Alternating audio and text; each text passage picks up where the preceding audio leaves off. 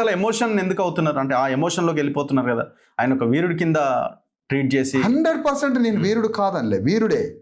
కానీ ఆ వీరుడు యొక్క, అందుకని ప్రజలు ఎప్పుడైనా సార్ ఒక హీరో తెర మీద యుద్ధాలు చేస్తుంటే చప్పట్లు కొడుతుంటారు. కానీ నేనేమంటున్నానంటే హిడ్మాని వీరుడు అన్నవారు, హిడ్మాని వీరుడు అన్న ప్రజలు, ఆ ప్రజలు వీరుడుగా మారడానికి సిద్ధంగా ఉన్నారా? హిడ్మాని వీరుడు అని కొనియాడుతున్న సోషల్ మీడియా ప్రజలు, ఆ ప్రజలు వీరులు కావడానికి సిద్ధపడుతున్నారా? ఈ ప్రశ్నకి సమాధానం ఉందా? లేదు. వీరత్వాన్ని అభినందిస్తారు, కానీ విప్లవకారుడు వాళ్ళ ఇంట్లో పుట్టాలని ఎందుకు కోరుకోవటలే వాళ్ళు? నేను ఇక్కడ ఎవరిని తప్పు పట్టలేదు. అందుకని అర్థం చేసుకోండి, మా ఆలోచన అర్థం చేసుకోండి. ఒక ప్రాణం భూగోళంలో ఎన్ని యుగాలు పుట్టినా, ఎన్ని లక్షల సంవత్సరాలు ఈ భూమి ఉన్నా మళ్ళీ పుట్టవు. మళ్ళీ మేము హిడ్మాని చూడలేము. కానీ హిడ్మానే రాజ్యాంగం పట్టుకుంటే దేశమే మారిపోయేదని గుండె నెత్తురుతో ఏడుస్తుంది లోపల.